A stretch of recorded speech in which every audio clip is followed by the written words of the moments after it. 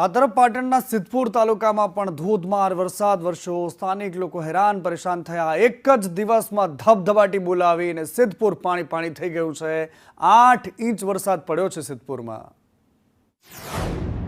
પાટણના સિદ્ધપુર તાલુકામાં ધોધમાર વરસાદ વરસ્યો છે। એક જ દિવસમાં 8 ઇંચ કરતાં વધુ વરસાદ વરસતા ગ્રામ્ય વિસ્તારમાં પાણી ભરાયા છે। સંદેશ ન્યૂઝ લોકોની સમસ્યા જાણવા માટે કાકોશી ગામ પહોંચ્યું હતું, જ્યાં કાકોશી ગામનું તળાવ ઓવરફ્લો થતાં લોકોને ભારે હાલાકી પડી રહી છે, કારણ કે તળાવનું પાણી ગામમાં ઘૂસી જતા લોકોના ઘરો સુધી પાણી પહોંચ્યા છે। સિદ્ધપુરમાં અનેક વિસ્તારો એવા છે કે જ્યાં પાણી ભરાઈ ગયા છે। પાટણના સિદ્ધપુરમાં દશાવાડા ગામનું તળાવ ઓવરફ્લો થયું છે।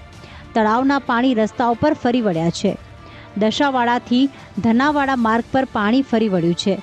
સિદ્ધપુરમાં પાણી ભરાઈ જવાના કારણે પાણી નિકાલની વ્યવસ્થા કરવાની ફરજ તંત્રને પડી છે। કાકોશી ગામમાં લોકોને ટ્રેક્ટરમાં બેસીને એક જગ્યાએથી બીજી જગ્યાએ જવાની ફરજ પડી છે। સ્થાનિકો કહી રહ્યા છે કે આ સમસ્યા દર વર્ષની છે, તેમ છતાં તંત્ર દ્વારા કોઈ જ નિરાકરણ નથી લાવવામાં આવતું।